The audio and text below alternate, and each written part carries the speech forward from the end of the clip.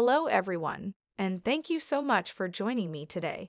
My name is Mademoiselle Lina, and you can find me online at www.conjureknits.com. Today, we are here to do the Aries TarotScope for January 2022, and we're going to be using the Fairy Oracle cards by Brian Froud. Before we get started, I would like to say thank you for viewing my video. And if you haven't already done so, please consider subscribing to my channel. Hit that subscribe button, smash that like button, and click on the little bell so that you'll receive notifications of when I go live or upload new videos. I do try to stay pretty busy here on my channel. I do all 12 zodiac signs for the monthly tarot scopes. On Sundays, we have Conjure Crew with myself, Mambo Tanya, and the Black Bonnet Witch. On Mondays, I upload the weekly forecast. Every day, I do a card of the day reveal. On Wednesdays, we have the virtual book club. We are currently reading the Sword of Truth series by Terry Goodkind. It has been so much fun following Richard and Kaylin on their adventures, so you are definitely going to want to join us for that. I also pop on from time to time and do free readings, so make sure you get my notifications by clicking that little bell. All right, I feel that I have rambled on long enough. So, without any further ado, let's go ahead and get started. Card number 1. What is the challenge for this month? And we have the Dark Lady. This is about unconscious power and wisdom, rituals, mysteries, secrets. The Dark Lady is the high priestess of the mysteries. She understands how to surrender to divine power, to unity. She has the profound intuitive knowledge that is only to be found by looking deeply into our own beings and natures. We find her through meditation, in sleep, and within inner peace, ecstasy, and total despair. Hers is the time of the dark moon. She is the guardian of beings unborn, of unconscious ideas, and of seeds sprouting in the dark, cold earth, tender and fragile, and as yet unready to face the bright sun and the winds of spring. She holds the embryonic hopes we have not yet realized we have. The Dark Lady is the mistress of spiritual ritual. The purpose of a ritual is not the power it allegedly has over gods or spirits or fairies, but the very real power it may have over us, putting us into a state of consciousness where we may better connect to our own magic and to otherworld beings. The Dark Lady understands that ritual is something we surrender to and we allow to enfold us, rather than something we do or control. When we have been through a living cycle, birth and growth with the maiden, nurturing and fulfillment with the bright mother, releasing and letting go with the lady of the harvest, it is the Dark Lady who passes with us through the night of endings and death, whether of the body or of the soul, or simply of something passing through our lives. It is she who holds and guides us as we reconceive ourselves and prepare to be born anew. In as simple an act as breathing, we see all four of them, inhaling with the maiden, the moment of fullness with the bright mother, exhaling with the lady of the harvest, and the moment of empty, waiting stillness with the Dark Lady. She is there in our very last moments of deepest grief, helping us to move forward to the stillness and peace of the place beyond grief. Our sorrows are transformed within her. She teaches us surrender, walking with us through the valley of the darkest shadow. She is there as we experience the ecstasy of release. Then she guides us back to this reality, renewed and illuminated. From her come those spiritual awakenings that seem to blossom within us out of nowhere. When we travel through the darkness, inner or outer, we learn the strengths of the Dark Lady. Card number 2. What positive energies can I embrace this month? And we have the Singer of the Chalice. This is about trust, joy, patience, creativity, hope, miracles. This singer holds the chalice from which a rainbow of energies pours like the richest wine. Trust, love, patience, these are things we think of having or not having. We even give ourselves credit for having them, as if we made them ourselves. And yet, they are natural energies of the cosmos, which flow through the chalice and through us when we are open to them, and flow around us when we are blocking them. People often think that love and hate are two sides of the same emotional coin, but that isn't quite true. Love is not simply the absence of hate, nor is hate the absence of love. They are altogether different things, as can easily be seen. When we are angry, it wears us out and leaves us feeling like less than we were. But when we love, it energizes us, and we feel larger and richer than we were before that burst of love began flowing through us. This is because anger comes from within, burning from our own substance, while love is an energy that flows through us, enlightening and expanding us. The other energies from this chalice are also like that. Patience, for example, is not merely the absence of impatience. It is a joyful, loving willingness to wait for a process to bring us to where we want to be. It contains trust and love and a special quality of expectant gratitude within it. The same is true of trust. In fact, all of these wonderful feelings are energies that flow through us when we are open to them. They each feel much like the others, and right now, just at this moment, I am being given a glimpse of something wonderful. They really are all one thing, something we don't have a word for. We need a word that includes trust and love and compassion and healing and patience, and all of the other feelings that enhance and enlighten our being when we allow them to flow through us. I ask the fairies here if there is a fairy name for this rainbow blissful feeling. They nod, smiling, and shrug. I get an unspoken feeling that if you have the feeling, you don't need a name, and anyone who hasn't got the feeling isn't going to understand a word for it. It's just one of those things, like the mystical experience of ecstasis, that we can talk about without understanding, or we can understand and not really explain to someone who hasn't already got it. So, the fairies nod, get it. I'd never seen this before, but now, just this moment, it is suddenly obvious as the fairies show me that this means that we don't have to learn how to open ourselves to each of them individually. When we open our hearts and souls to unity, that energy can be focused through so many different lenses of feeling, like white light making rainbows through a prism. If we can learn to be open to any of these singers, then we can be open to them all if we just remember to.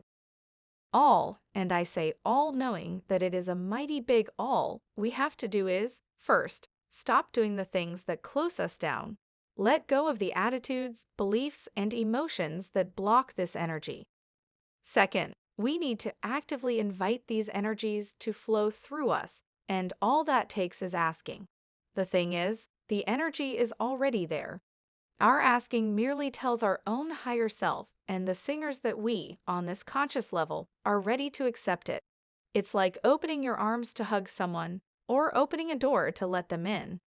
Although the taste of the contents of this chalice may seem bitter or strange at first, it always leaves a sweet, clean, sparkling taste in the mouth. Card number 3. What negative energies do I need to negotiate this month? And we have the Master Maker. This is about skill, craftsmanship, magician, moral strength, invention. The Master Maker is the master of the forge, upon which we create our futures and forge our own souls. He sees the world beyond the other world, the world of first causes. Through his magic, he brings them into his own world of fairy. From his world, these concepts trickle down into our own through dreams and visions, picked up by artists and craftsmen everywhere. But he makes the first, the original. He is the great inventor, and the sign above his door reads, "Practical problems solved here." He sings as he works, and as in all fairy magic, his song does as much to shape objects as do the blows of his hammer. Healing cups, magic swords, fairy jewels, crowns of stars, and other bespelled works of the finest craftsmanship pass through his forge and beneath his hammer. The master of fire, air, earth, and water, he adds the fairy element of moonlight to everything he creates. He would be the first to tell you that superb craftsmanship, however magical, is hard work. joyful and energizing hard work, but always challenging. As the master maker reminds us, no job is too small to do beautifully. His work is done as well as possible, even where it will never be seen by anyone else. Bringing ideas into excellently crafted reality can only be done when we, like the master maker, are willing to plan meticulously, begin carefully, and persevere through difficulties, learning still more of our craft as we work. Craftsmanship is also a labor of love. We must be willing to tackle difficult challenges and have a determination to surpass previous achievements. Patience is always required, as is the willingness to do a thing again and again until it is even better than the best one can do. The master maker has the moral strength to refuse the temptation to do anything less, and he is a protector and teacher of the traditional values of his craft.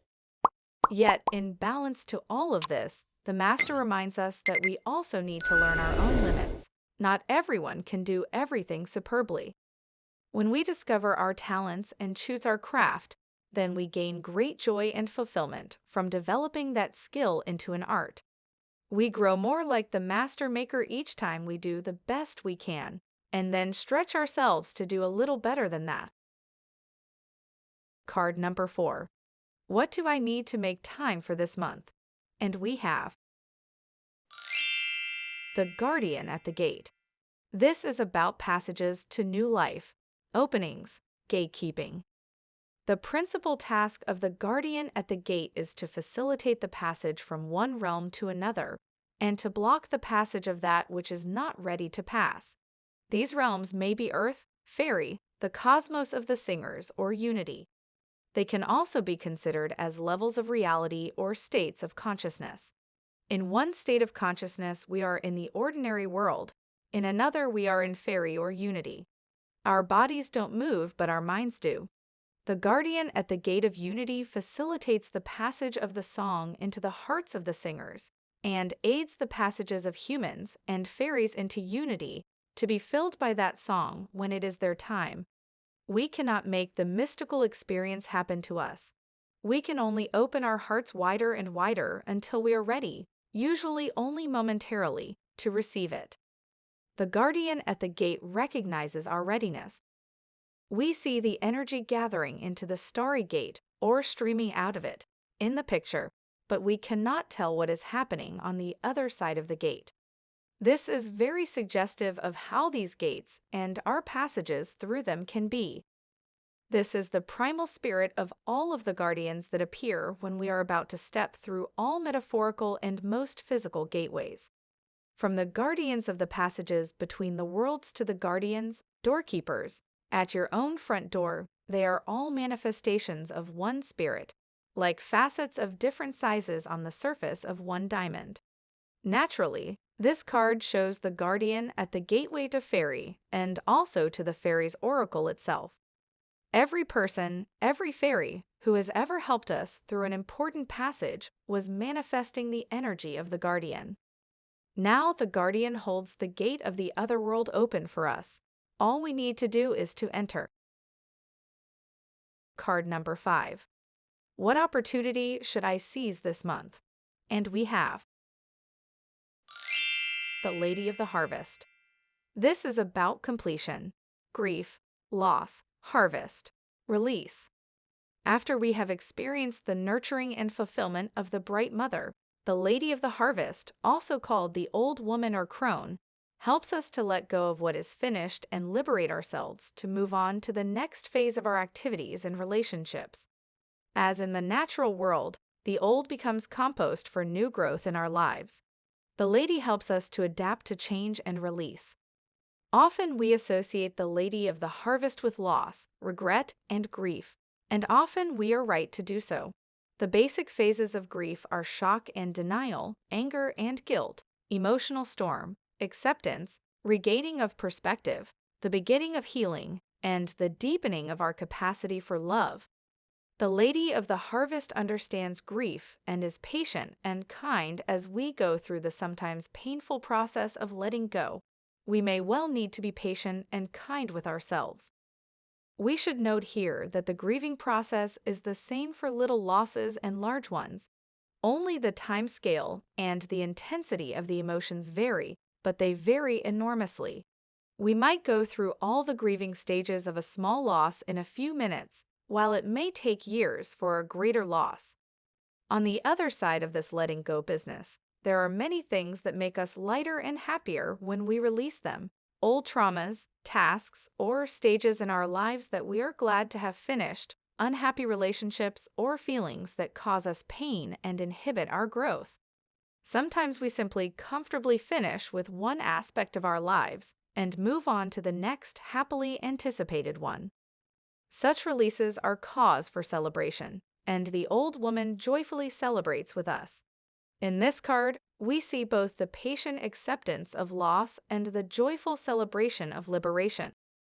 When we liberate something in ourselves or in the world, we grow to be more like the Lady of the Harvest, developing her capacities within us. All right, my lovelies. Let's take a look at the bigger picture here. Card number 1. What is the challenge for this month? And we have the Dark Lady.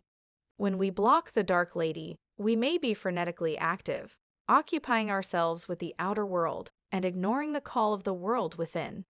We may be resisting profound change and renewal. In order to keep our feelings repressed and hidden from ourselves, we may become aloof, cold, and inaccessible, holding back from others as a way of holding back from ourselves. When we twist her living process within us, we may experience sexual blocks or frigidity or impotence or some other form of disability in making connection with others and with the source of being. At worst, we use the magic of the inner realms for the purposes of destruction or manipulation, becoming black magicians. If we choose to do this, which is the closest thing the fairies know to an unforgivable sin, we may harm others, and we shall certainly do very serious damage to ourselves. Card number 2. What positive energies can I embrace this month? And we have the Singer of the Chalice. With the help of the Singer of the Chalice and of the fairies, you too can get this one feeling that is all the good feelings in one: unconditional love, trust, hope, healing, patience, and so on. Open is open. Be open. If you don't know how, ask. It is right there. Card number 3. What negative energies do I need to negotiate this month? And we have the Master Maker.